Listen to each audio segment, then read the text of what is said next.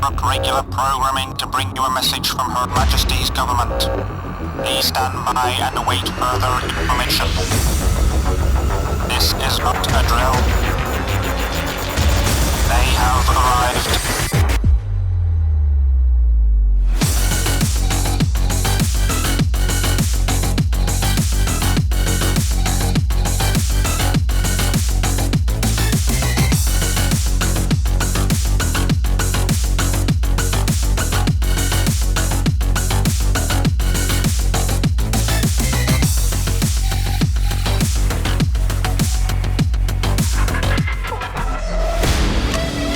Beasley Workwear now proudly sponsors Trade Legends.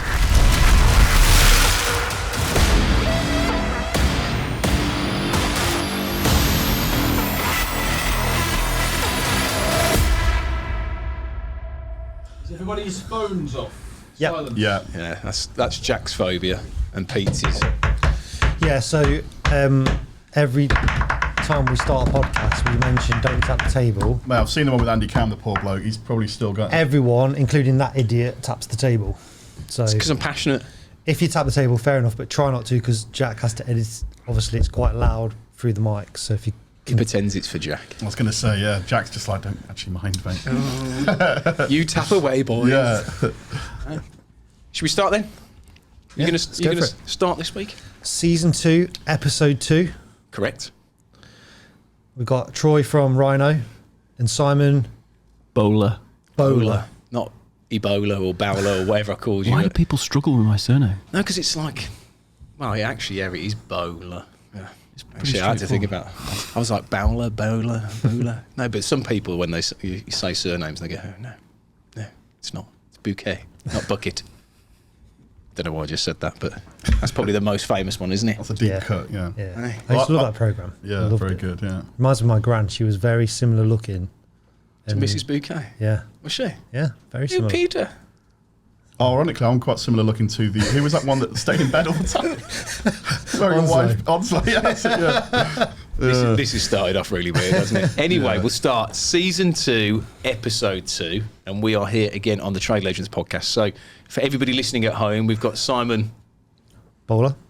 and we've got Troy Stevens, is it? That's it, man, yeah. Stevens, yes, I got it right, from Rhino Trade Insurance. 2 brand new guests. Very happy to have you both on. Obviously, you, Simon, work is fantastic. As I always say, some of the people that come on here, the work is absolutely amazing. So I'll probably start with you. And just before I do, obviously, the reason I've got you on is one thing that no tradesman likes to talk about is insurance. It's a stitch So- up, yeah. So hopefully, pitfalls, anything that you can help people with will be really good for anybody that's listening and watching. Certainly. Yeah? That's it, yeah. Good. And I just wish I'd have done those push-ups that I was going to I've seen you doing them outside. do. Yeah. He was in the toilet like that with the bog roll. Come on. Yeah, no. 103, 104, 105. Look, the return, season 3, it's going to be a different story, lads. Yeah. Imagine that, we bring him back and everyone's like, who's this? It's like, Yeah. you remember Troy? Troy Sepp. Yeah. So- It's going well, isn't it? So should we start with you then, Simon? Sounds like it. Yeah. Should we go back to the very beginning, which is normally like, well, I don't want to go back to the very start of your life, but probably 16, I presume. Did you leave school at 16 or did you go college, uni, anything like that? Or I stayed did you on get- to do my A-levels. yeah. I did 3 of them, passed them all, which was remarkable, really. What did you do? I did geography, Yeah. design technology, Yeah. and what was the other one? I can't remember what the other one was, but I definitely did 3. I remember This it is a bit. strange because I also stayed on to do my A-levels and I did geography, design technology. We had to do RE because it was a Catholic school, and my other one was computer science, which I didn't understand. You know, like binary numbers. Coding. Yeah, I did that because I don't know why, but yeah, geography and design tech. That's baffled me. I can't remember which was the third one. It's embarrassing, isn't it? Started well. Anyway, Obviously wasn't that important. well, I passed it. Whatever it was, I definitely passed it. I was Yeah. there, I was So you there when I say. passed it. Yeah. And then I went from there to university. Pretty standard kind of route, isn't it? You go from A-levels to university, did a year at university. What did you do when you got there? I did engineering, Okay. which was a strange choice given that I didn't do maths or physics at A-level. And engineering is basically maths and physics. So it shouldn't have really have been a surprise to me that I didn't really enjoy it or understand it, or could do it for that matter. So I left there, did it. It was a good year. I had a good year, obviously moved out of home, and then came back home, got a string of jobs in bars and so on and so forth, and ended up working for a very small engineering company, but more on the sales side. They sold very, very high accuracy measurement equipment, so equipment used for measuring the surface finish on turbine blades, that kind of thing, in aircraft jet engines, that kind of thing, which was interesting.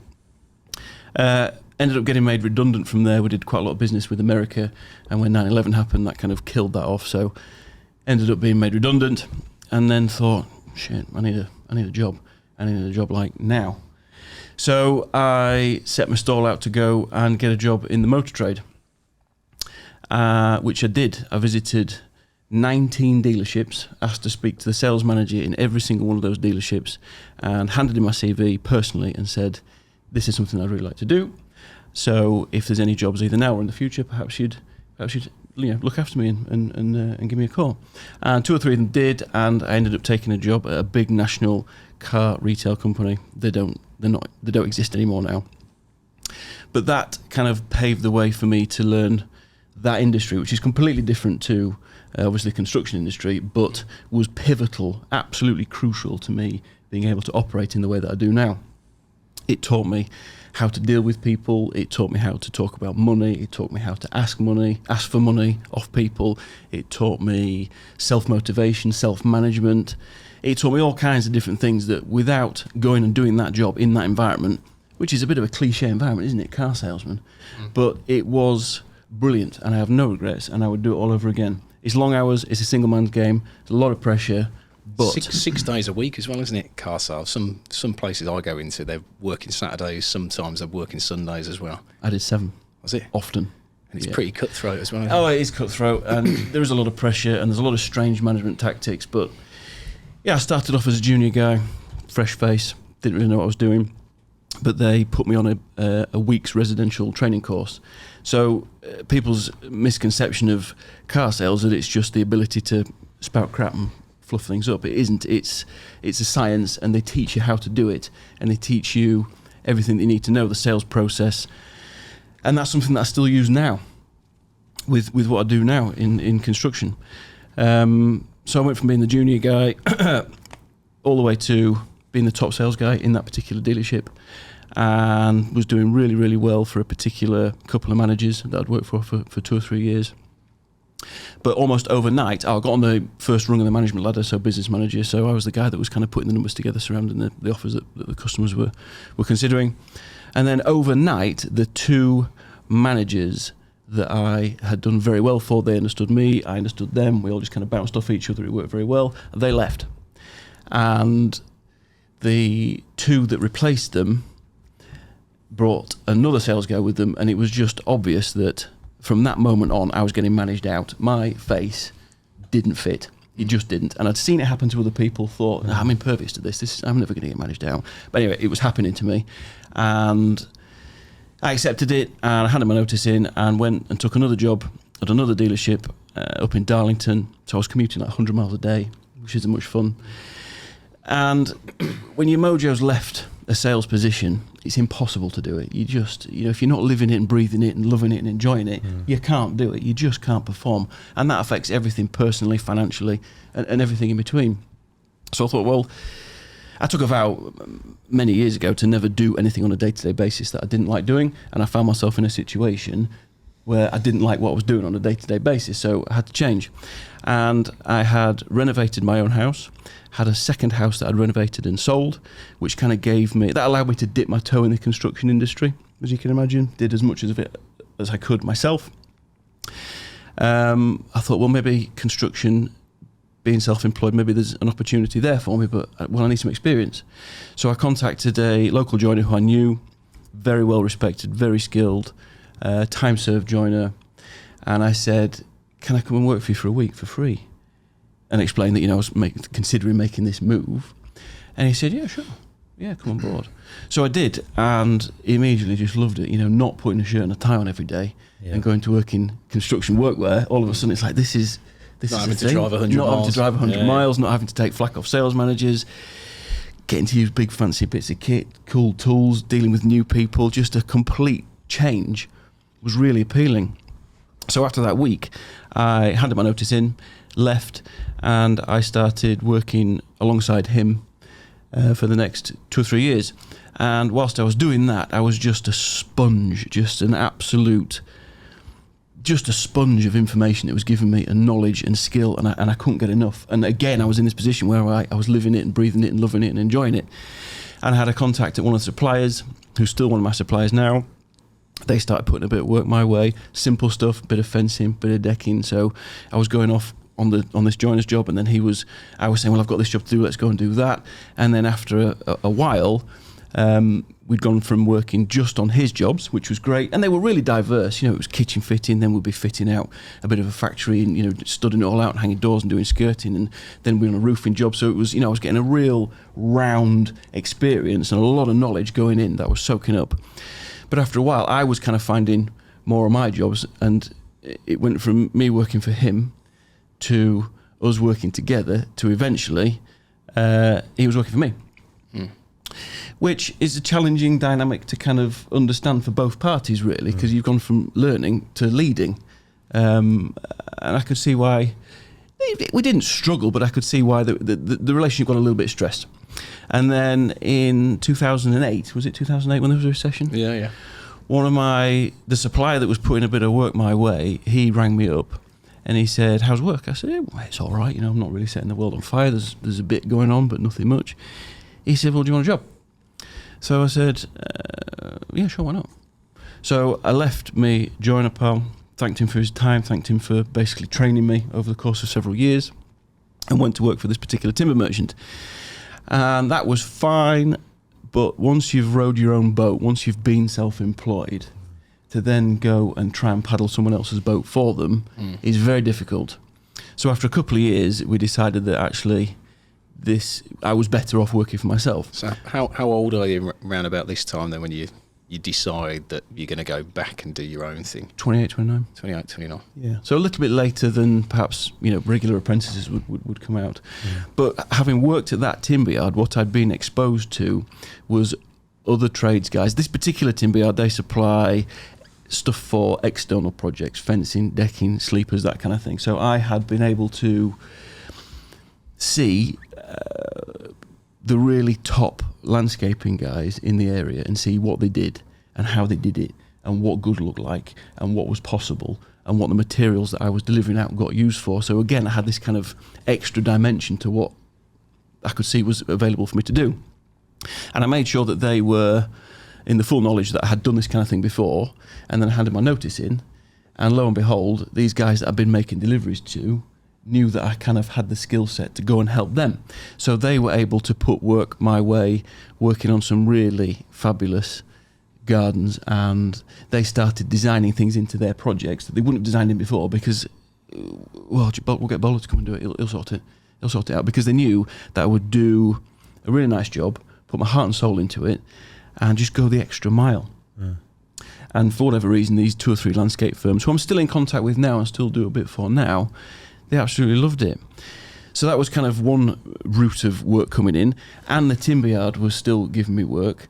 And then I built a website, and so it continued. And then bigger jobs come in, and people say, "Well, can you do this? And can you do that?" And you kind of think, "Well, I've not specifically done that before, but you know, go away, do the homework, consider it, think about it. Is it going to put me out my comfort zone? Yes. Is that a good thing? Yes. Can I deliver it properly and well and within the regulations that are required? Yes. Fine. Right. Well, let's go and do that then."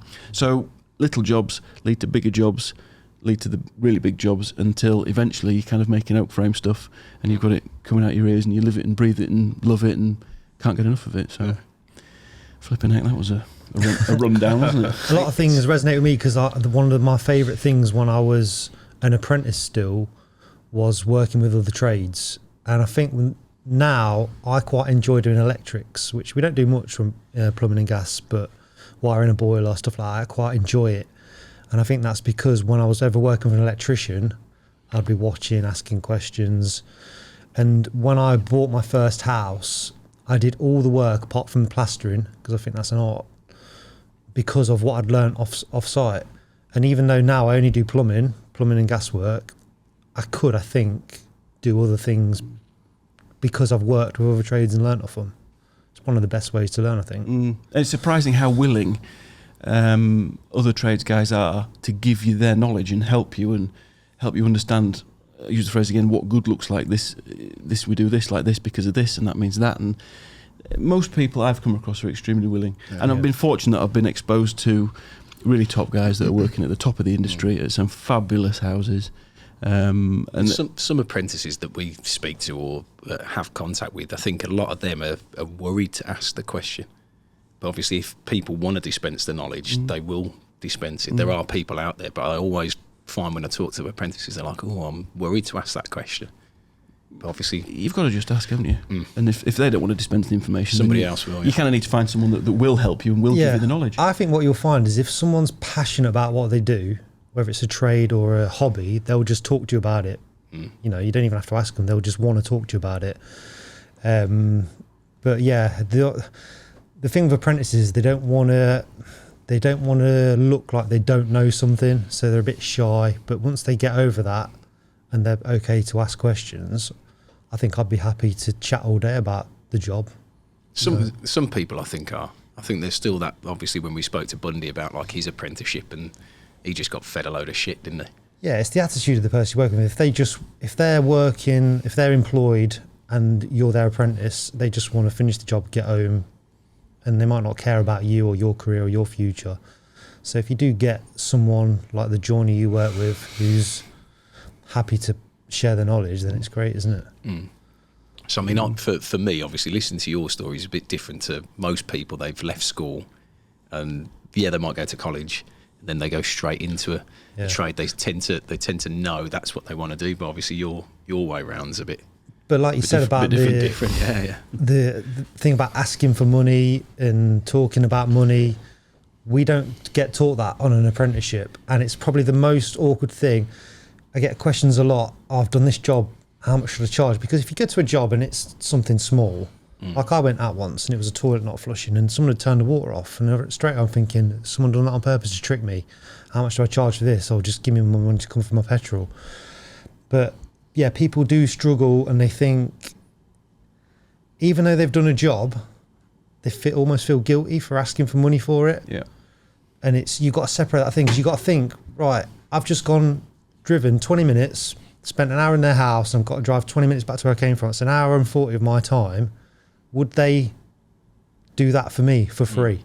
And the answer is a resounding no. No. Or if they call a plumber out to look at a boiler, it's a simple fault, you fix it, don't look like you've done much, but you fixed it because you've got the training, you've got the experience.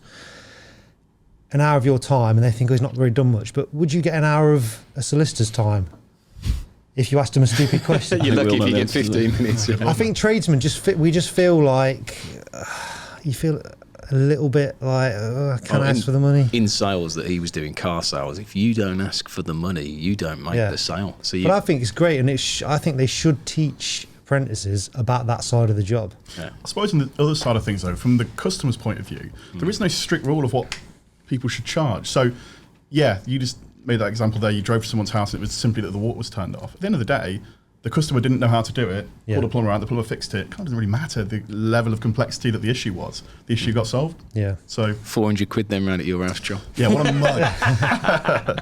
No, I know now, but it's like that. I'm watching you, P, but yeah, I know. Yeah. I'm watching you. But then the other thing you said about that was me, by the way. The story just told. I've never had a job where we kind of are salesmen, because we have to sell our services, and we have to, when we're quoting, so that they use us to fit their new boiler and stuff. But what you said about the confidence thing, it's like being a footballer, a striker. Once you stop scoring, you're out of form. It's difficult to get back into it. So I guess when you were pushed out of that job and they knocked your confidence, and it did knock my confidence massively. Yeah, because you've gone from being like scoring every time to missing the target because they've moved the goalposts, kind of thing. Yeah, like I said before, it was my time in the motor trade and what I learned on every level, even just like presentation, how to shake someone's hand, how to meet and greet someone, how to ask relevant questions, how to understand. Because often people can't verbalise what it is that they want. They kind of know, but they can't get it out. So it was my job to extract that information from them. And I still lean on those skills now. It's not as cutthroat now as it was back then, but nevertheless, without having a background in that, I wouldn't be able to deal with the kinds of clients that I deal with on a day-to-day basis in the fashion that I do. That's an interesting point. So to attract new customers, what's the percentage of that you just do a good job, and then to actually you still haven't retaining those salesman skills? If you didn't have the personality you had and the likability, I think it depends on because judging by your pick, this is just my viewpoint on it, is that some of the jobs that you're doing are for more high net worth individuals. So I'd imagine, obviously, they've got their money, they know what they want 90% of the time. They just want to know that somebody's going to come. And if you can't communicate that, if you don't, if you turned up and you were a bit scruffy, you were 5 minutes late, these are the types of people in my head that I think would just be like, fuck off. Do you know what I mean? It's about first impressions, isn't it? And your first impression is when you step out of the van, because the client's watched you drive down the drive, he's seen you turn up, and he's going to see you get out of the van. So if you look scruffy, if you're not wearing the appropriate clothes, I'm not talking about being suited and booted, but if you're not wearing appropriate attire and presenting yourself well, these people that I work for, very fortunately get to work for, well, they're not going to trust you to be on their property, are they? I don't think, anyway. So you've got to demonstrate that you are a safe person to have around. And I learned all that kind of thing from flogging cars. So I did a job with Glenn. Yeah. He's local to me, and I help him on jobs, but he does big jobs, so probably similar to what you do, but in the plumbing world. And he was telling me, so he'll go to like Barkby Hall Manor to fix their heating. And because he's worked at Barkby Hall Manor, the next time he gets a customer that's of a similar, level in society, they'll sort of chat to him and say, oh yeah, I've done the Barkby Hall Manor. And that because he's done that, he's automatically say, oh yep, you're qualified to work here. And they try and outdo each other. So they'll know each other because they go shooting together or they play golf together, and they'll say, oh yeah, you need to get Glenn round. He did my boiler. So then they'll get Glenn round and he'll say, oh yeah, I did, we fitted a boiler and a cylinder. So they're right, I want 2 boilers and 2 cylinders. So they can do that. But yeah, he gets jobs because he's worked at other high class establishments. You said that about the bird table, didn't you? Yeah, I did. Yeah, we built an inquiry came in. I'll try to keep this story short. Anyway, inquiry came in for a chicken coop. Right, and I thought you can buy a chicken coop on Amazon or eBay for like 350 quid. Like I'm kind of a bit beyond that now. Anyway, did you build a chicken coop? Yeah. Yeah, we did. I got to this house and it was obviously no ordinary house. So he started telling me about his chicken coop. And I said, well, what kind of chicken coop do you want? Like an oak frame, Siberian larch clad, cedar roof chicken coop? He said, yeah, sure, why not? Yeah, can you do that? Anyway, to get back to the point about the bird table, before we built his chicken coop, he said, Simon, I've got a problem. I said, what's the problem? And I thought, I knew this guy wasn't going to, nobody buys a chicken coop for this amount. I mean, it was a massive amount of money for a chicken coop. How many chickens do you think you get? I think he had 10, but his chicken coop ended up being 12 metres by 6 metres. It was a barn, really, but he called it the chicken coop because that's where his chicken. And he said, Sam, I've got a problem. I said, what's the matter? Thinking, he's going to cock this guy. He's never going to wear this. He said, well, the problem I've got is that when I put my chicken feed on the floor, my decorative sheep eat it before the chickens do. I hate it when that happens. I know. It's a first world problem, isn't it? Decorative sheep. Decorative sheep. He had 3 of them. His wife loved them. They weren't for Sunday lunch. They were decorative sheep. So saying, have you not got any? We need one here. A couple of decorative sheep outside. So I said, well, how do we solve this problem? He said, well, I need a feeding table, but it needs to match the chicken coop. I said, so you're telling me you want an oak frame? Siberian, what was it? Siberian larch clad. There was no cladding Cedar on this. wood. Cedar roof feeding table. Right. He said, yeah, that sounds ace. Can you do me one? So I drew it and priced it up, and I thought, oh my God. Because even though it was small and for feeding chickens on, there's still a lot of time and a lot of effort and a lot of material cost involved. So it had to cost what it had to cost. And it was a lot of money, thousands of pounds. He said, oh yeah, fantastic. Get it nailed up. In fact, he said, if anyone's listening, can you build that before the chicken coop? I said, yeah, sure. Yeah, we'll do that. Anyway, we'd done that. We built his feeding table and we were on with his chicken coop. And I seen him wandering up across his field, Savile Row suit on, Patek Philippe, looking like about 40 grand, stood in a trench about a yard deep, thinking, oh my God, if he falls over, this is not going to go well. Anyway, he had one of his pals with him, and he stood talking to his pal, and he was watching, I think it was his swimming pool guy, and he was telling him about what we were doing, and he said, hey, check this out, look at this. This feeding table, it matches the chicken coop.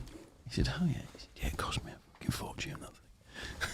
So he was telling his mate, he was actively showing off to his mate Yeah. about how much he'd been able to spend on this. Was it Bernard Matthews? Who? He wasn't a known guy. I'm not gonna name drop.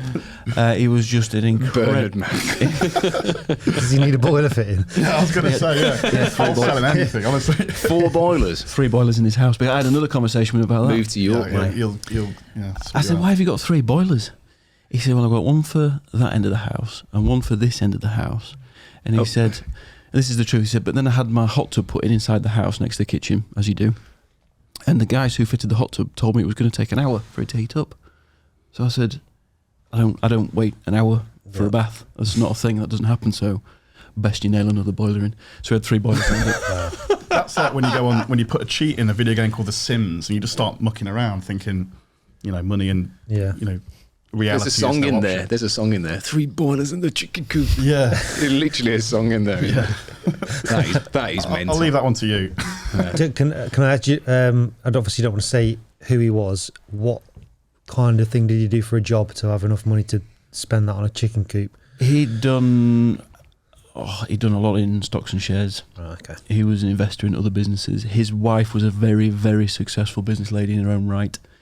And they were at the end of their careers and they'd sold whatever they needed to sell and had obviously done extremely well, and were at a point in their life where they just wanted what they wanted, and provided the cost was plausible, they were going to have it. But these kind of people, they don't have the wool pulled over their eyes. You can't. They're normally sometimes the tightest people in the world, aren't they? But you've got to be a bit like that, haven't you, to save? They can be, but like I said before, once you've won their trust and they know that you are who you are and you're going to do what you say you're going to do, they kind of loosen up a bit. But they still expect a very high level of service. Yeah. They still want you to do what you say you're going to do for the amount of money that you say you're going to do it for, and it's all pre-negotiated. And as long as you keep it straight, which you have to keep it straight, they're good fun to work for. Yeah, they are. These kind of people. There you go. There's a business in chicken coops, mate. Chicken coops. Mental, isn't it? Absolutely. It blows my mind the money that people spend on certain things, but each their own. His wife wanted it. That's why it happened. Which was another thing that I learned in the motor trade. If you're going to be dealing with customers, make sure that the wife is present, because she makes the decisions and she gets what she wants. Do you know, I had Safe Style UK or another window company around. Twice in my life I've had a window company around to quote me for windows, and both times they've asked me if I've got a partner and if she was going to be there at the time. Because like you say... It wasn't a female saleswoman, was it? Trying to suss out whether you were single. They won't come if your partner isn't there. They're trained to say it. Yeah. And could you have made a decision on your own? Would you have spent all that money on your own? Most blokes won't. Most blokes need the okay from their significant other. That was it. Pete's like, Mum, shall I have these windows? But at the time, I thought that was really strange. But now you've said it, it's obviously a tactic or a thing that... I'll be honest with you, I'll make sure my missus is out, otherwise I'll never get more of one. Just get out. Get out. If I started asking for windows, she'd be like, what time's the meeting? Oh, fuck off. Get out. So, ladies and gents, if you want to save big on some big name brands, then Trade Legends is the place to do that. Head on over to www.tradelegends.uk/discount. So I think what we'll do is we'll move over to you here, because you're saying obviously that sort of gave you the background for it. One other thing that people don't get taught is about like insurance, finance, all that type of stuff, even like stuff to organise yourself as a tradesperson. So I'm going to bring you in. Hopefully you can educate everybody who's watching and listening on the pitfalls and the things to do right about insurance. So give us a whirl. Firstly, how did you get into insurance? Oh gosh, is this something that you woke up at age 8 and thought? It's actually a strange story. So I went to university in Hull, in Sunday yourself, and I was doing like copywriting. So I was writing content for people's websites. It was kind of the beginning of SEO and Google and their algorithms and stuff. And I started taking on different clients in my third year at university. I used to write for free for like football websites, and one of them was kind of finance websites and things like that. So I had quite a decent CV. And when I finished university, I kind of thought, I'm really good at writing. I'm going to be a writer of some sort. And obviously there's no jobs for anyone with that kind of skill set. And then I saw an advert for a job as an underwriter was an underwriting assistant at the time, and I thought, writer, boom, that's me. I knew nothing about it, didn't do any homework or research, and I kind of thought, oh, I'll kind of blag my way through it. And I sat in this very, very awkward interview where I had to do like an Excel test. I've never used Excel before. They gave me a couple of cups of coffee, which was kind of decent of them. But yeah, I really didn't do very well. And then kind of they politely asked me to leave afterwards. Turned out, obviously, an underwriter is somebody who kind of writes insurance policies and kind of gauges risk, etc. Absolutely nothing to do with kind of how good you can, write a blog or a story or something. But by chance, they were creating a marketing department at a different division in that business. And then I kind of entered 10 years ago the world of insurance, and then kind of worked my way up different things. I had an aptitude for people and sales, and I started going down that route. After various kind of businesses were bought out and sold, we've worked now on an accountancy and business consultancy, and obviously insurance fits in very well with that. But Rhino Trade Insurance was a kind of like an embryo of an idea that was bouncing around for a long time. That a fair few years ago now, kind of myself and a couple of others decided to we really want to do this. We'd learned a lot selling insurance in different markets, and we thought one of the things that, it's kind of like what you were saying there, one of the things that is kind of unfair on customers is that, if you're a tradesperson, you know nothing about insurance. Technically, if you call someone up and say, oh, can I have a quote for my liability cover? And if you call one of the big boys especially, they could sell you anything for whatever premium. If you don't understand insurance, which of course, why on earth would you want to understand insurance unless you worked in it? You can get ripped off. We saw a massive kind of epidemic of people getting fleeced by insurance companies, especially the big boys, and especially tradespeople. There's so many tradespeople working in the UK. Every single one of them needs insurance, and not just one type of insurance, about 5 types of insurance if they want to work compliantly and protect themselves as well as their businesses. And we just didn't like the way it was being done. We all had a bit of a trades background in our families and stuff. Obviously not myself personally, but we thought, we could really do this. And one of the things we started from day one with Rhino Trade Insurance was a kind of ethos. And you'll know it from running your business, and of course here, running your business. It's kind of everything really. And if you make a stance at the very beginning, you've got to kind of see that through. And ours was, we're not going to rip people off. We're not going to bite the hand that feeds us. We're going to treat tradespeople with, respect, not pander to them or patronise. And we're going to give them a decent and fair price. And our brand really reflects that. We have a really lively social media presence. Our website is really kind of cutting edge, and it kind of cuts through a lot of the kind of essentially bullshit that a lot of insurance companies will kind of put in front of people before they can take out insurance. And I know it's not the most exciting thing in the world to discuss, but if you have a look at the way we've done things compared to, say, what other insurance providers have done. So, for example, you'll know what it's like if you take out car insurance or house insurance. You go online, you dread it, you put your details in, and they'll ask for your entire life story. You submit it, and then you get inundated with marketing and quotes and free tickets to the cinema. Exactly, yeah. But we decided we'd do away with that, and we're one of the only people that we found anywhere, especially in the trade insurance market.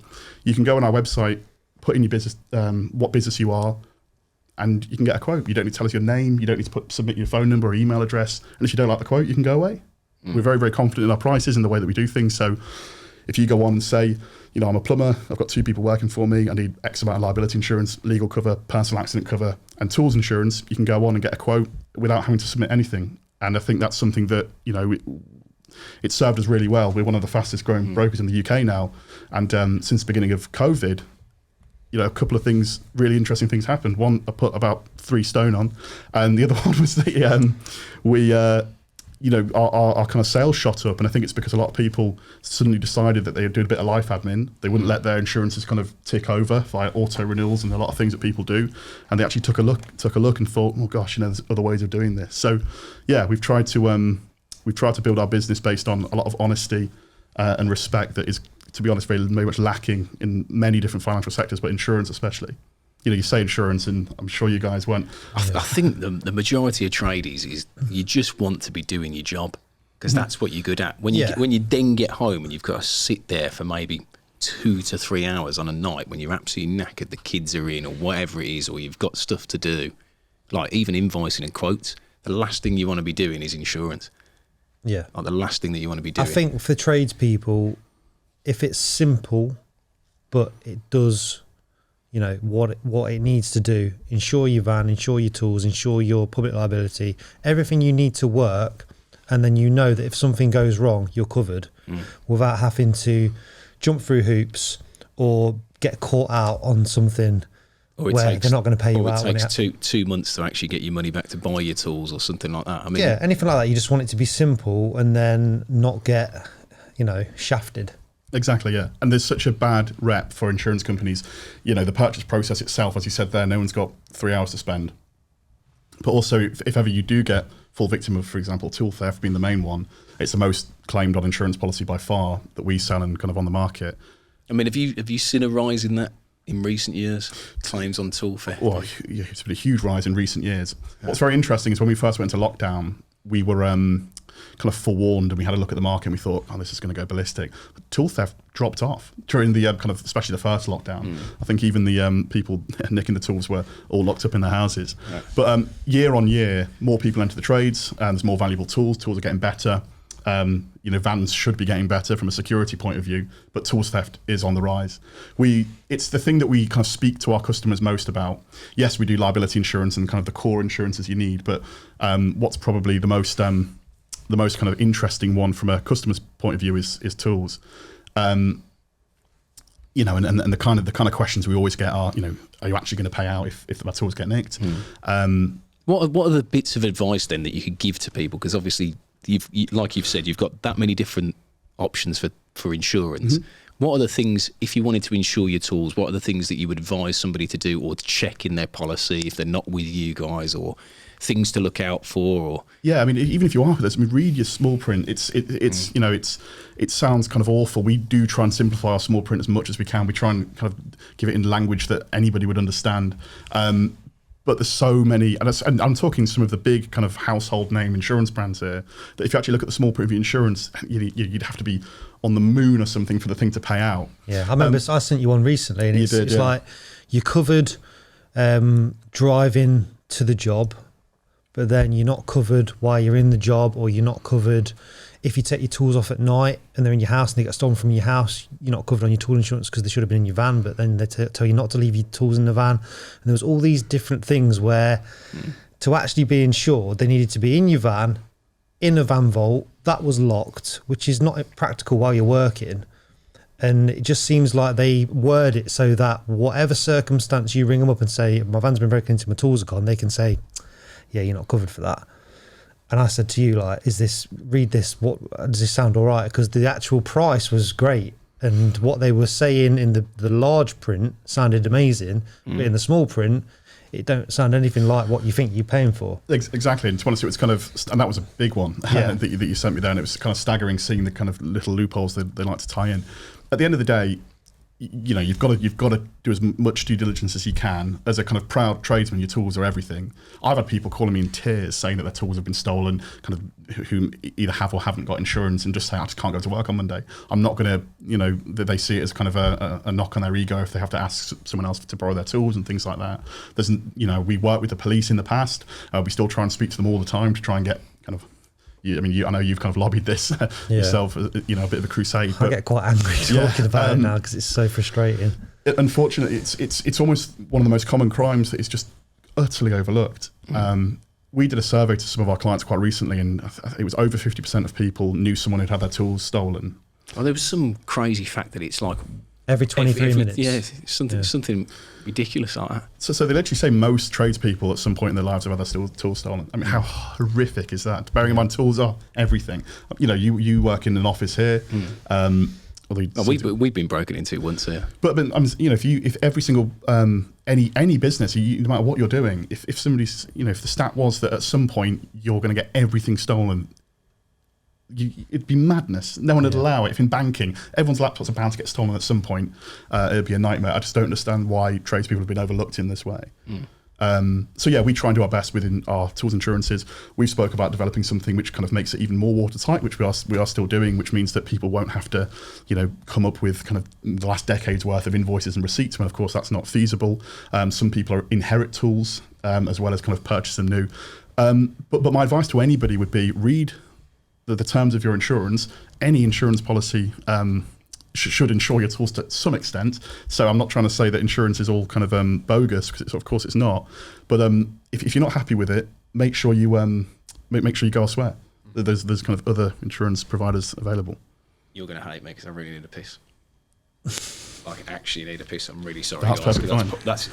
That's poor on my part. Apologies. I've got to go for a fucking Happens all the piss. time. I'm sat there. What is this, amateur hour? Oh yeah. Apologies. Lock the door, I'll take it from here.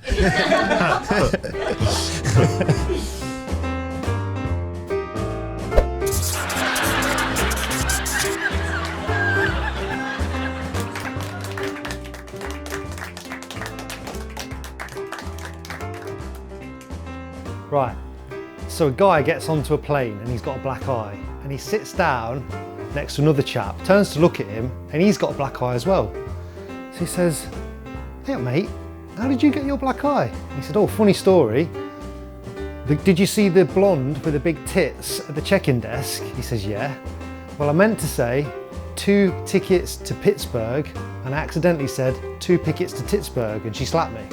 And the chap next to him said, "Oh, similar thing happened to me this morning at breakfast. I meant to say to my wife, 'Can you pass me the cornflakes?' and instead I said, 'You've ruined my life, you bitch.'"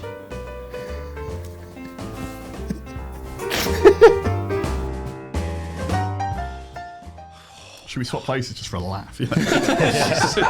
Be like that. Everyone's just in a different Yeah. Change t-shirts. Right. So what we were talking about? Just remind me. It was I'll finish now, I promise you. in terms of like you talk about receipts and stuff like that. So people keeping track of stuff, and some people have got to keep track of stuff for 6-7 years or whatever. I don't know whether there's anything similar. Like, wouldn't it be great to have something on an app where if you did buy something, you can take a picture of the receipt, it automatically goes to your account. So then there isn't any of this sort of stuff. Like I find most insurance or people where you need something for work, they make it so difficult for tradespeople. Obviously, I know Milwaukee are doing something where you can track your tools. Is it called One Key? Yeah. Yeah, there's lots of options out there. What you're saying there is quite interesting because the issue isn't necessarily the more modern tools. I mean, everyone needs to keep receipts for their accountancy purposes anyway when they declare on their tax return and claim back as an expense. So hopefully people would have kind of modern tools, receipts and invoices. It's the stuff that, I mean, how old's your oldest tool? As old as I've been doing the job, so 15, 16 years. And there's just no chance you'd be able to get an invoice or receipt for that, even if it might be a really high value tool or something that you know. So you use what every day. happens in that situation? Well, kind of traditionally, you that's it. It's gone. If it gets stolen, it's completely gone. Pete and I have been looking at putting something together where essentially, as soon as you take out an insurance policy, you kind of have to update an inventory. And So then you take pictures or Because a detailed list of you. Yeah, and it's one of those things. It's so easily abused. In that, of course, if you Yeah, I was going to say, you can't. Obviously, it's horrible when you get your tools stolen, but let's not kid ourselves. All tradesmen aren't angels, and they are going to say, right, lend me your circular saw, lend me your flushing machine. I'm going to say they were mine and claim for them. It's a nightmare for, insurance companies when that happens, and it happens in all walks of life. But yeah, it's a horrible catch-22 as well, because the more. I mean, that kind of thing may well happen, but the more claims that people make, the higher the premiums go up as well. And obviously, no one wants to pay a high premium for their insurance, so it's a bit of a kind of vicious cycle.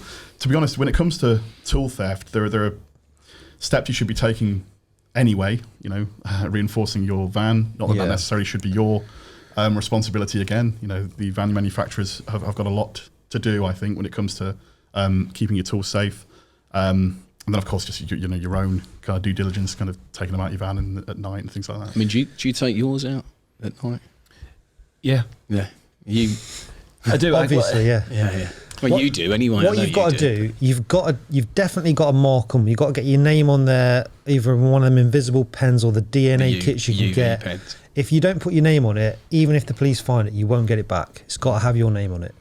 You've got to park your van with thinking, can I block the doors? Can I keep it somewhere that's well lit? You've got to take your tools off at night. You've got to add security on, because these vans come out of the factory and they're not fit for purpose. You can get into them. Some of them just by putting an airbag in the door and pumping it a little bit. You see people just like peeling them back like a. Well, yeah. Are you ever going to stop that? If they want to get in, they're going to get in. They'll cut a hole in the roof, whatever. But you can take steps to make it more difficult. So make sure it's got an alarm, making sure it's got extra deadlocks on it. Mark your tools. Be careful where you park it. Van vaults. Take your kit off. You can do all that But if they want to get in, they will get in, and that's when you need insurance. It's interesting you say that. Some people even make it easy to steal the tools because it does less damage to the actual vehicle. They think, you know what, I'd rather lose a boot of tools. But what I will say is insurance is the last line of defence. If you are an apprentice or you're just starting out, or you have recently bought a whole new set of tools and you have the receipts and invoices, you know, I'm very biased to be having this conversation with, but our insurance covers your tools if they're kept in your vehicle overnight. You know, it covers tools 24 hours a day. If you take insurance out, you will get either the value or those tools back as replacements. It is something that if you are taking a massive risk by not having the insurance in place, think about liability insurance, the insurance that everyone has, or at least should have. You know, if you were to cause damage, if a boiler was to leak, or you were to smash someone's wall down or window down, you know, you don't want to have to pay for that yourself. And the exact same kind of methodology should apply with tools insurance, personal accident insurance, and everything. Insurance is, again... So which insurances should everybody have? Which are the main types that every tradesperson should definitely have? Because I'm sure some apprentices would be like, liability insurance. Well, I mean, everyone should have that. I can't say what you should have, but I'll tell you what the most common ones are. And it's very interesting when you talk about tradespeople, because you're your business and you're you. You know, you are your business. So, of course, you need your liability insurance. Everyone will probably be logging off at this point, but liability insurance essentially covers you if you cause damage to third-party property, or you injure or kill a member of the public whilst you're carrying out your job, and you get sued. You claim on your liability insurance. Tools insurance, of course, covers your tools, and there's legal insurance that covers you if you need debt recovery. If a client's not paying you, you basically want to send them a legal letter. Send these two around. Yeah, I was going to say, yeah, that'd be fine. Wouldn't send me around, I'd be useless. Excuse me, can I have my money back? well, essentially, you needn't go that far. You know, if you send a legal letter, you can use that on your legal insurance policy, or if somebody was to launch a legal claim against you for any other reason. But then, of course, you are yourself. You know, personal accident insurance. Our personal accident insurance covers you if you have an accident, whether it's at work or not. So you're playing football and then you break your leg and you can't work. It will give you a lump sum payout.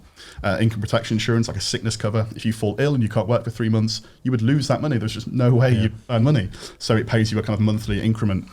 It's one of those things that, especially if you're just starting out and money's tight, you will try and cut corners when it comes to insurance. So the people that take out, say, a full suite of policies with Rhino will normally be people who kind of know better. And I'm not speaking down to anybody who decides to kind of just go for the bare minimum. Again, I'm the wrong person to be having this conversation with people. I'm completely unbiased. But if you have a full suite of insurances in place that covers yourself personally, if you have an apprentice, it covers them, covers your tools, which is kind of everything, again, your van, your actual business itself, that if something bad happens, obviously that's bad, but at least you don't have to worry about anything from a financial standpoint. I mean, this is where, like, some of the lines blur, because I mean, even if you were an apprentice and you went to work for somebody, but then you did something, sometimes the person you're working for doesn't have some of these insurances as well. So is it worth, if you are an apprentice, going to work for somebody else? Like, you touched upon something really interesting there. So it's either you've done your homework or you're smarter than you look. No, not really. Neither. That's funny. No, These two are like, yeah, well done. Bring him He's on. my favourite guest. I've got false confidence because I've got these two. So essentially, there's a policy called employers' liability insurance. Say you had three guys working for you, 3 lads working for you. If you had employers' liability insurance and they were to break their legs, or you were to accidentally kill one, or they were to cause damage. We've got that here, but Just dark pictures, don't they? Insurance guys, like, no, I mean, broken legs, death. The thing is, you have this to. stuff. I don't know. No, but even It's out of date. What? Brake cleaner. Even if you were like in the warehouse and somebody came in, a visitor, and you run them over and like you break their legs and stuff like that, it's just. So again, if you know anything about insurance, which, you know, why on earth would you, unless you kind of had to? You'd expect larger businesses to have liability and employers' liability insurance. You see certificates up in chip shops and stuff. If you go in, you're like, oh, they've got insurance. What does that mean? But for someone who's a one-man band, a sole trader, not even got a limited company, you still need these insurances. You've got the exact same risk of liability as a large business. I can't remember who did it now, but there was research done, I think it's by Which, don't quote me on that, and it says that 84% of tradespeople right now are underinsured in some way. So whether that means that they've not insured their third apprentice they've got working with them, or they've not insured themselves from a legal perspective, and they may have some kind of legal kind of dangers around them. Who knows? But it's scary. And what I would say to anybody, and I'm very proudly going to say Rhino Trade Insurance is the place to go and do this. Go and get a quote for all these insurances. Yeah. You don't need to tell us your name, your email address. We'll never contact you if you're not happy with it. But if you are happy with it and you're happy with the quote, then because it could be something as simple as they assume they're covered for something that they're not. Because and I don't think people are doing it because they want to cut corners. By the way, I think that's a very minority. I think it's just people assume they're fine, or I've got an insurance policy that must cover kind of everything. No way. And we've had some people call us and say, "Why didn't I do it? Why didn't I take out?" Sometimes though, like when you're on these calls with insurance companies, certain things aren't mentioned to you as well, which I find, like if I was to insure like my car and then my contents, and then they say, oh, well, how much is the contents worth? But then there's one little extra bit of insurance that I could have had for an engagement ring or something like that that's not covered under that insurance. It's a balancing act, though. You'll know this from any business. I could be on the phone with yourself, Simon, and I'll say, and you'll be like, I just need liability insurance. Do you really want me to say, well, there's 17 other insurances? And you'll just think, oh, he's being a pushy salesman. There's a balancing act to say, and again, kind of back to me banging on about our company's ethos, it bleeds into everything we do, from our small print to our privacy policy to the kind of speech we give over the phone to people. And we say to everybody, we're not going to push you in any direction. However, have you considered this? Have you considered that? Most people go for what they want, but a lot of the time people are like, just like this conversation now, if you actually give somebody the time to articulate why insurance is important, you kind of realise, you know what it is. But of course, it's, you've got to part with your hard-earned money for it. I think that's a stumbling block, isn't it? Because it's not a particularly exciting thing to spend your money on. So you keep saying. Well, it's not. It's like buying underpants and socks. Like you've got to have them. You have them, but you want somebody else to buy it for you. Exactly, yeah. And that the longer the conversation goes on, you kind of think, oh, this is just going one way. It's going to cost me another. But it's something you've got to have. Yeah. It's interesting because it's from a customer's point of view, they should want to see your insurance before you do a job, because at the end of the day, if you're not insured and you were to damage them, injure them, do something dark and terrible, and you can't afford to pay it, where's the money coming from? And I almost think maybe just for new businesses anyway, and I'm just really kind of going off piste here, insurance should be part of it should be kind of commonplace that it's one of the first steps that you need to do. Again, I'm obviously coming at this from a biased standpoint, but as tradespeople, No, you'll see it on people's thing. They'll list the jobs they do, and then it will say at the bottom, like the last thing will say fully insured. But it's not something I don't think I've ever been asked by customers before. I've done I'll be honest, I don't think I've ever. No. Like, are you gas safe or you registered? Yeah, you gas safe. What's the warranty on the boiler? Stuff like that, but not are you insured? I guess they just assume that you must be. I've had it once when I was working in a school. They wanted to see all kinds of different insurance policies, and I had to ramp certain ones up to make sure that I tick the boxes to be able to go and work there. Yeah, you usually find commercial environments like that, they do it as part of their protocol, whereas obviously domestic, I'm just trying to think, ashamedly, I don't think I've ever said it. But you'll know as well, not from experience of course, but if you can do some serious damage, oil spills and things, you're talking hundreds and hundreds and hundreds of thousands of pounds worth of damage. There's a kind of a horror story in the trade insurance world where... Here we go. Somebody died. Close your ears for this one. A chicken coop got destroyed. It wasn't insured. The chickens all perished. But a plumber great.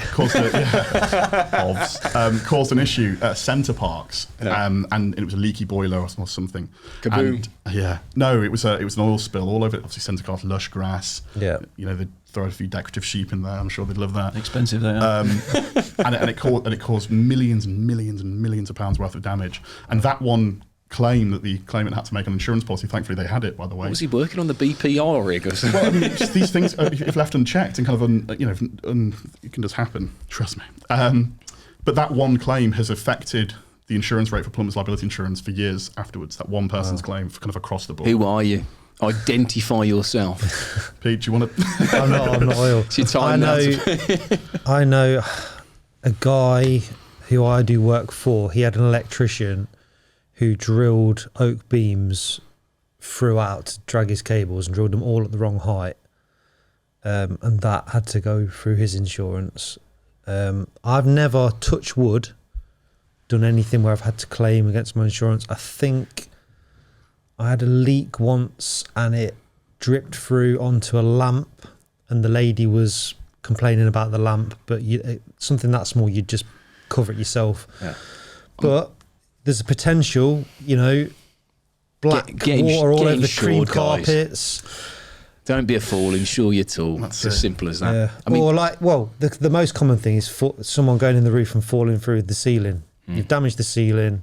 A lad I used to work with, Shane, a plasterer, he dislocated both his shoulders because he went all the way through. and then was hanging. So he's off work for ages. He's obviously damaged the property as well. So that's two types of insurance, I guess: the public liability for the property, and then the personal 100%. For him. And if you had insurance policy, and if you had insurance, say it cost a couple of £100 for the year, it's perfectly fine. You'd only have to worry about getting better. You wouldn't have to worry about any financial implication. One question I want to come back to you on. So now the price of everything is ridiculous. Materials to fill up your van, whatever it is. What advice or what would you offer people? Is it cheaper to get like a suite of packages? Obviously not trying to upsell anybody here because we're not car salesmen, but so is it because people listening and stuff like that, like one thing that switches people off is people 9 times out of 10 want to know what the price is. Is there any way to save money because energy bills, whatever it is, like if a suite of a package is better? I was going to say, the first thing that comes to my head is if I ring you up, I'm going to say, right, I'm a plumber, I want the plumber's package. What do I need? So it's interesting. Insurance is a regulated. You'll be like, it's really not. Insurance is a regulated industry. So what we can't do is kind of recommend anything, force anything upon anyone. And I can't say, well, if you buy that, I'll give you that. Where you go? I'll give you that. Here. I'm not offering any financial advice. Is that? Yeah. But here we go. But surely when you like, I can't remember that's some car insurance, but you tick the boxes of what you want.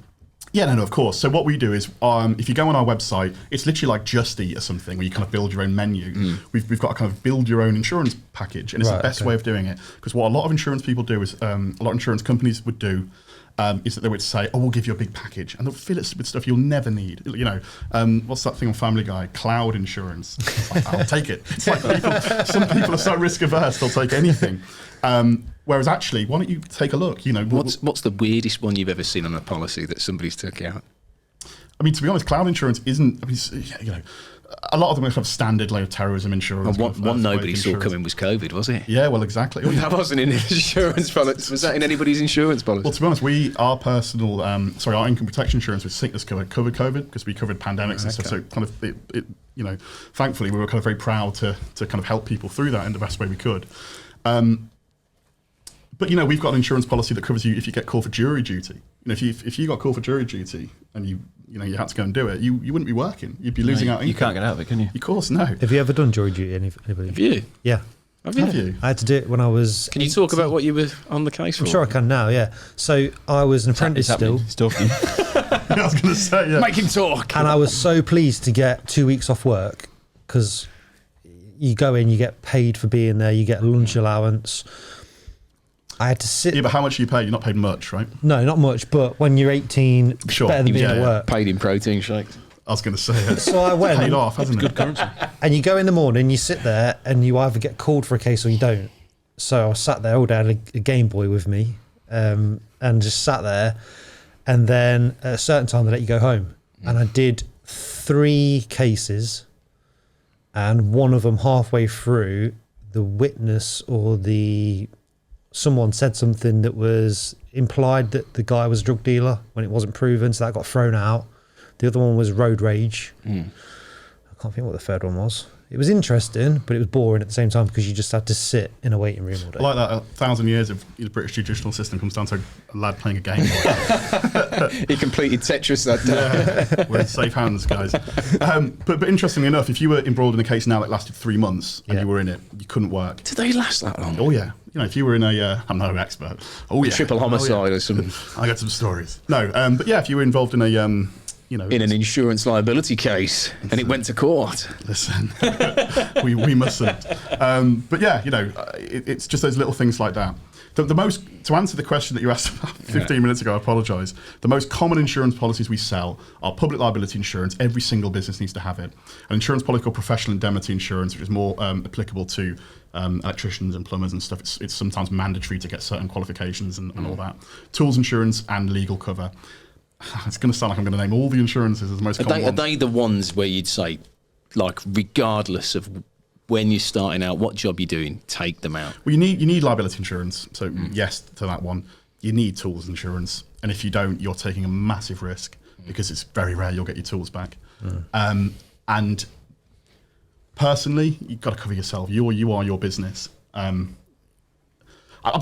I mean, ask you guys. No, I mean, it's like for me, and I'm sure for everybody listening, like when I do my own insurance, whether that's for the house, the car, whatever it is, the company, it's like I just want to be told, actually, this is going to cover you. Route of least resistance. Yeah. You just Like want if the shit hits the fan, I want to know, well, actually, I can still carry on with my job and not go home at night and think, actually, I've got a bill for £20,000 because I've ruined somebody's house or I broke both my legs and I can't work for 6 months. Well, there's two kinds of so some people are like that. They want to make sure, mate, just get me everything. I want to be covered for everything. And then other people will put go into a comparison site. Again, that's not the cheapest way to get insurance. And they'll just do, that's the cheapest one. I'll go for that one, which is... I'm waiting for somebody to ring you and go, can I get cinema tickets if I come with you, Rhino Trade Insurance? I must admit that I would have been covered under the public liability.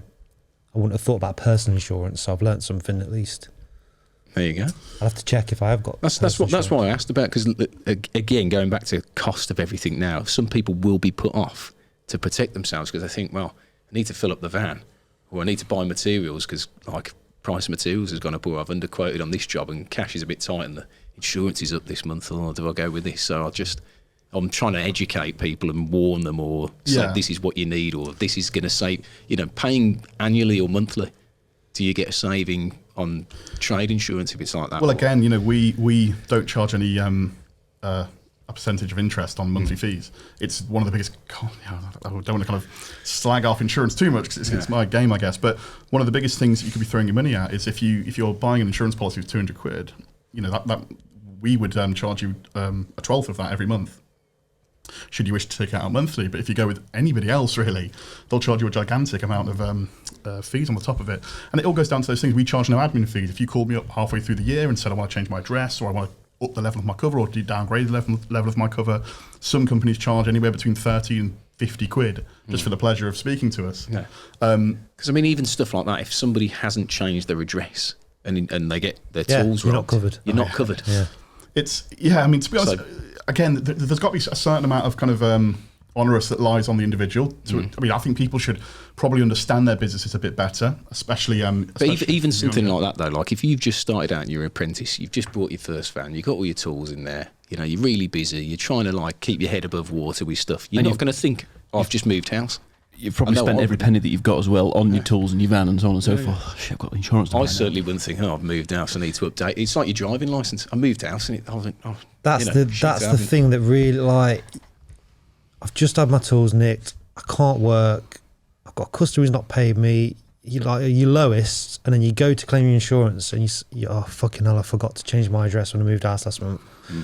Well, and it's like, sorry, there's nothing we can do. It would be very harsh not to pay out for a change of address, but I get the kind of what you're trying to say. Yeah, just there's something that's no, you're not getting paid out. It's like, you might think people know this and the onus is on, but when you're busy, like stuff like that, I know I'd forget it. No, I know they don't, because I speak to them every day, and this is the kind of that's why I'm very thankful, and it's important that I'm speaking here now, which is people. Why on earth would somebody want to listen to this unless it's kind of put through to them in a kind of easy way like this? The people we speak to. If you look at Rhino Trade Insurance and the way that we're so very highly reviewed, especially compared to kind of our peers in the insurance market, everybody says it was a consultative call. It wasn't a pushy sell. We're in it kind of to work. I always see it as a partnership. So if I'm a partnership of your business. I don't want to be somebody who's simply selling you something that will never speak to you again. We give away T-shirts. Ironically, I'm not wearing one now. We've got van stickers. We've got air freshers. We try and keep a kind of touch point with our customers. And we like to know how people's businesses are doing. And if you look at our Instagram, so many people are tagging us in things saying, "Oh, I'm insured. Get yourself insured." And we really want to kind of promote that as something. And again, coming back to tools theft, insurance and tools theft. Insurance is the last kind of bastion of kind of protection, as I say, and hopefully it kind of shouldn't have to get to that stage. But anybody who's in any way reliant on their tools, needs to kind of ensure their van is secure, but in the same breath needs to ensure that they're insured, kind of should it all go Pete Tong. So it's all just as important as each other, as you say. Circle of life. I think it's really interesting, and also you've come across quite well, because I would put insurance salesman. saying you're a salesman, but Go on. up there with politicians is like the most hated, untrustworthy people. I thought you were going to say car salesman. You They're were a nodding close, when they're you a said close that. second. Them and estate agents. But it's just that thing, Or like, solicitors. you just think if an insurance company can get out of honouring it, they will. But it's nice, and obviously for you, a business model, you want to be the insurance company that does help out tradesmen, because then they'll shout about you and they'll say, van got done, tool's gone, Rhino sorted me out, straight back to work. They didn't ask to make me jump through hoops from my receipts for tools. They just got me back to work. Surely you'll benefit more with more. And that's it. Custom It's the from- whole thing about don't bite the hand that feeds you. We need to ensure that our kind of customers are part of our, oh God, cliches are galore here, but part of our family, part of our, partnership net community and all that kind of stuff. Use community is a better word. Yeah, I mean, we've given away tens of thousands of pounds worth of tools every single year, just to kind of make sure that people are afloat. And we do a lot of things with apprentices. Obviously, we've worked with kind of a lot of the people you've had on here, just to kind of promote awareness of insurance. And it is about that for us. I know nothing about cars, okay? I could go into a car garage now, I'd cat next to someone like you. I'm going to join us now. He would have sold you 3 cars by now. Yeah, and a chicken coop. But I'd... And a sheep. That's it, yeah. But I could go into a garage now and they'd kick my car and say, oh, it'll cost you X. I'd just hand it over because I have no idea. And the amount of people that have kind of been... That's why there's an untrust for insurance companies. It's because a lot of people basically take the biscuit. Where is there somewhere then? Is there anywhere on Rhino's website where somebody can actually go and just digest this in sort of non-small print, non-fine print, and actually go and research it themselves, like some advice or 100%, some articles? Or... If you go onto our website, it's unlike any other insurance website you've ever been on, okay? Yes, you can get your quote in this really nifty way, and that's fantastic, but that will only go so far, as you say. If you take a look through our website, it's all so easily done. There's the kind of there's the small print, of course, because everything needs to be backed by the kind of regulation, etc. But you'll be able to understand it, hopefully, as simple as possible. And if there's anything we could be doing better, I'd love to hear from you, because it's the only way we're going to get better. So, Pete said a lot to me in the past about tools insurance. And some of the stuff Pete said in the past is going to affect how tools insurance is sold by Rhino going forward. People like Nick Bundy have influenced how we sell to electricians. Yeah, he doesn't need any more of that. And we kind of, it's like an open forum. We ask anybody, kind of help us, help you. Jerry Maguire, help me. Help you. Yeah. Show me the money. That was going to be my end bit. But, yeah, so and I love speaking to people in the trades. I've worked in insurance previously with kind of more white collar, more corporate insurance, and the amount of people back in those days would tell me to fuck off, if I called them about insurance. Tradespeople, you call them, they know it's an insurance call, they don't want insurance, the call will cut off and they'll call you back and say, sorry about that, the call cut off. It's just incredible, and it's such a wonderful, it's a wonderful community, yeah. Did you learn about insurance then in the motor trade? Would you say that's helped you with your business insurance? You have some of the things that Brought an awareness that we're talking about. to me. I kind of knew this is a thing. This is something I'm going to have to get my hand in my pocket and get it right and make sure that I am well covered and don't just go with the bare minimum, because I kind of knew I needed a bit more than that. Have you got the things that Charles was talking about? Yeah. What about you? Have you, or are you missing some now? Well, I'm with Rhino, and let me say the stickers are awesome. I've got yeah. He's got 2 on there. Yeah, cool. He's snuck one. I like, Biggest ones as well. it's very basic, but what I liked was I've got a Rhino roof rack and Rhino pipe tubes. It kind of ties in nicely. It satisfies my little OCD. But yeah, I thought the stickers were awesome.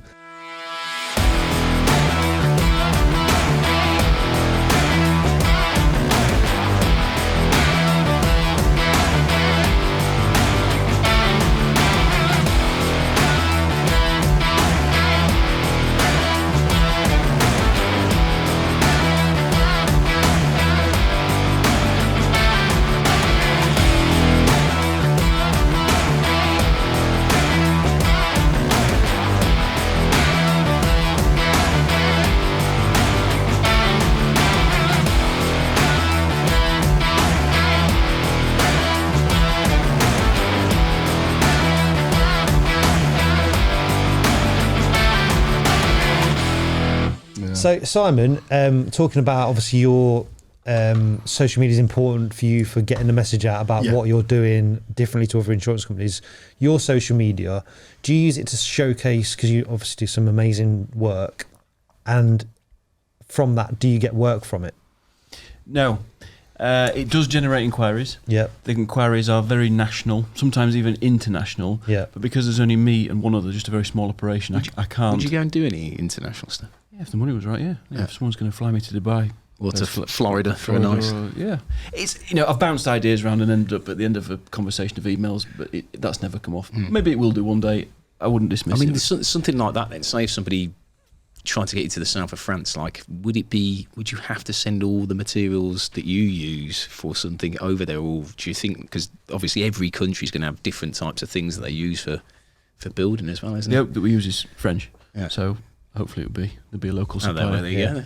I shouldn't have chosen I should have just said Iceland or something like that. No, that would be more challenging, wouldn't it? Igloos. But for something like that, you'd have to be at the stage in your career where it weren't just about the bread and butter jobs to make money. It's more about the experience, and I'm at this stage where I could go and do that, and that would be great as an experience rather than thinking of it as a way of just making money.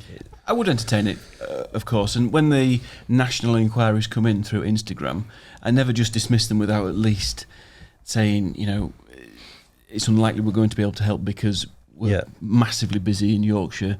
But if you get stuck and if we can make the numbers work, and if you move to Yorkshire, and if you're happy for us, because we do everything on site, so we're on one job for anywhere from 2 weeks to, well, like I said earlier, 3 months. If someone wants to put me up for 3 months, then the conversation goes a bit further. But then you also have to remember that the business isn't in Kent or Surrey. If I'm stuck down there for even 3 weeks, I've removed myself from my Yorkshire-based operation. So that then presents other headaches. I need, in the summertime, I can have 2, 3, 4 meetings a week. If I'm away down south, that can't happen. So I'd have to press a massive pause button. And it's not just affecting your work; it's your personal life. If you've got a cat to feed, who's going to feed the cat if I'm working down there for 3 months? Exactly. But no, the Instagram... Tell your mum to go around and feed your cat. Don't worry. Not for 3 months, though. The Instagram started off just as a place to put photographs that I could show customers when I went to see them on the first and second meetings that I have with them. Did you think it'd get to where it is now?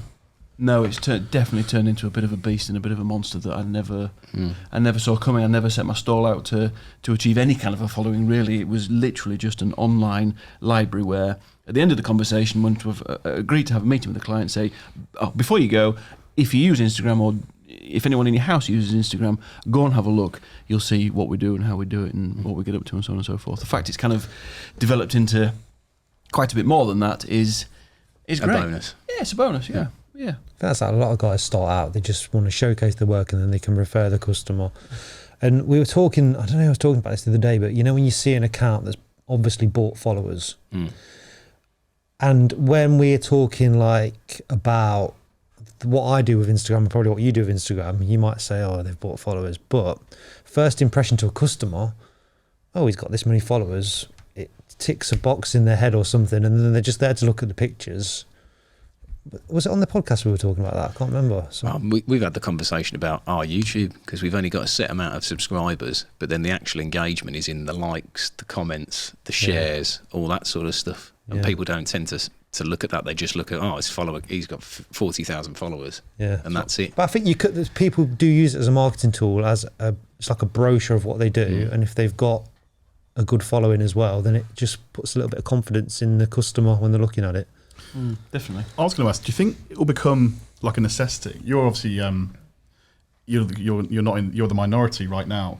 Do you think one day tradespeople will have to have some kind of shit hot Instagram account? I think social media for any business, any self-employed person is vital.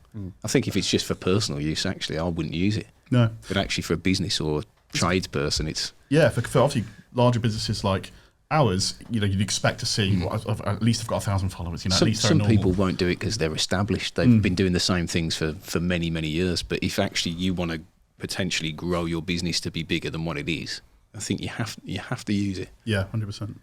It is the way the world's going. It can't be ignored, can it? No, it can't be ignored. So, should we move to lap times?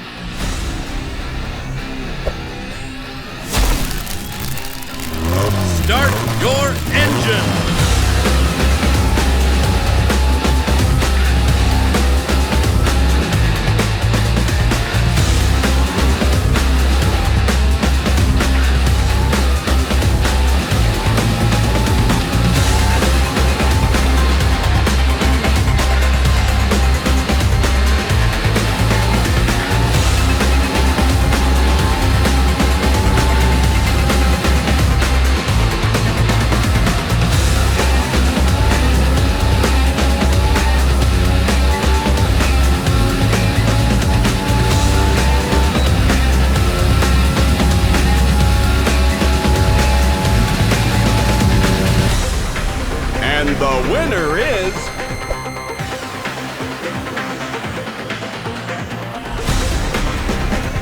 So, should we go to Jerry Springer's final thought?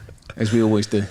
So, final, you can, if you've got a message for people watching, either something inspirational or you just want to plug your service, your company. If you want to Now's car the salesman the shit out of this episode, then now's your Come chance. to me. Is this No, you've done your car salesman time now. It's Yeah. up to you. Come on. is this part Hit of me with your pitch. yeah? Is this like part of the thingy? Okay. You've got to look into camera one. If you Yeah. can cry, that would be great. Yeah, casting couch. It's not that. Don't give him ideas. For fuck's sake. Yeah, I mean, in terms of any type of business, whether you're a self-employed tradesperson or you're looking to set any kind of business up, you know, I think the ethos and, you know, it's got to be exactly the same, which is treat people how you want to treat them, you know, work as hard as you can, and, you know, the kind of rewards will come. In terms of our business and Rhino, we've done everything we can to try and make things as fair and as, you know, as easy as possible for you guys. Our prices are fantastic for any trade on the market. And the fact that you can come to us, get a quote, and then bugger off if you want to, you'll lose nothing by giving us a go. So that's Slick. it, yeah. Give it a try before you buy. I like that. Should have said that, shouldn't I? Aye. Try before you Redo buy. it. Not really. Simon? I think from a tradesperson's perspective, just working in the domestic sector, just be the guy who does what he says he's going to do for the amount of money he says he's going to do it for. Be honest about the pricing. Don't be scared to talk about the money, and be happy in what you do. You know, don't spend your life doing a job or a career that you just hate, because life's too short, isn't it? You know, if I like that. It's Yeah. a good one. Yeah. and then make sure you follow me on Instagram as well. Obviously, What's your Instagram, son? it's at Simon Bowler Ltd. So What about a bit of fitness motivation for them? just Why are you not asking me that? lift weights till it hurts and enjoy the pain. My eyes are here. He said his first name's Leg and his second name Doms. Some of your content's about stretching. Is that what you told Yeah, me? I've seen him doing his yoga stretches before he starts working. That's just a bit of a piss take, really, at the beginning of each It's a bit of a trademark, though, isn't it? Instagram. It is a bit of a trademark. I've no idea where it came from or how it started, but You have to do tradie yoga every morning and be like, God, it'd be like someone with rigor mortis doing doing a yoga if I stretchy. tried to do yoga, wouldn't it? Do you do- that's do you do that is yoga? literally just a lap. No. No, okay. You were like, I don't. you were like, know. oh, just we lift could weights. do a double fitness video here. Well, do you know what I've started doing? Right. Which is something I've always wanted Don't to get tell me you're into. doing a downward dog. No, no, no. Pilates. That's all right. So I've started having cold showers in the morning, Yeah. and literally, All the way cold. yeah, Does your boiler not work? price of gas at the Teed minute. himself up there, didn't he? So fully cold, and we are in January, so I don't it's pick really showers. cold. And I started on the first day, and I did about 10 seconds, and like it shocks you and you can't breathe. Are you training already for this wolf run that we're doing? Yeah, I'm now on day 6, and I can do 1 minute 40 pure cold water, and it's freezing cold. And the thing is, it's like a mental battle. So apparently it's good for your mental health, it's good for your recovery if you've been training. It releases endorphins and change, like all these good things for you. But the biggest thing is the mental battle of you almost try and talk yourself out of doing it because you know it's going to hurt. But then you do it and you feel amazing afterwards. I I wish can't I got 1 minute describe. 30 in the shower. My little man's at the thing, Daddy. Honestly, if you're listening to Little this, man. I can't describe how good it feels after you've done it. You've achieved something. It's first thing in the morning, and then you feel awesome all day.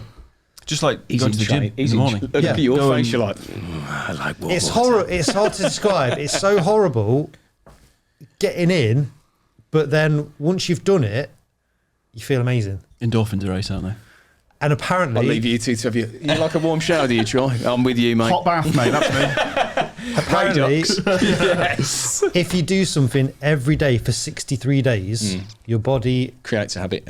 creates habit. Your body adapts to it, and then it just becomes normal. And I'm going to do it. Am I going to see you on one of these programs where you're like ocean swimming at I don't know. Ross 4 Edgley's Yeah, taller brother. he's Dredging his body out of the. Sky's the limit. covered in but seaweed on the beach. I've tried it before, and I didn't think it was for me. I didn't think I was going to be able to do it, but I've done it now 6 days in a row, and I'm getting in. We're all long- going to go to the wolf run. I'll be like, God, it's disappeared, and you just be like straight through In it. his speedos. Yeah, he will. Well, I don't know. I just want. Yeah, I've started doing it, and I feel great. And if If anyone wants to join me in the cold You see athletes using ice baths for recovery, don't you? Yeah. There's a guy called Wim Hof who does a breathing. Do you know what I'm going technique. to do? Have you seen Kevin Hart where he gets in the ice tub bath and he interviews people? I think he did one with Floyd Mayweather. Was it Floyd Mayweather? We'll have to have a look after this. And he got in the ice bath with him, and they have a conversation together. And they're literally and they have to see who can sit in the bath. But obviously, I'm starting with the showers because I've only been doing it a week. I'm not an expert, but I am looking at maybe getting a tub in my garden. Because there's a guy on You're going to get a plunge pool in your back garden. Yeah, he's got this tub, and every morning, because he lives in America where it's Right. really cold, and he breaks the ice every morning, and he gets in and sits there 3 minutes or so, and yeah. Chest freezer off Facebook Marketplace. Or a wheelie bin. Or a wheelie bin. It's true. That's what I've been doing anyway. Ice bucket challenge every morning, Pete. I like it. Yeah. That was the Just weirdest. no money goes to charity. Well, I've being sincere, I've really enjoyed this episode, so thanks for coming in, No, guys. thank you very Great much, to hear yeah. both your stories, and let's go and get a steak. Yeah, and hopefully people don't get done over with insurance. Yeah. Why did you end it like that? Pick on me. You've always got to end it on the bad bit, haven't you? I know. Thanks for watching, everyone. Yeah, thanks, guys.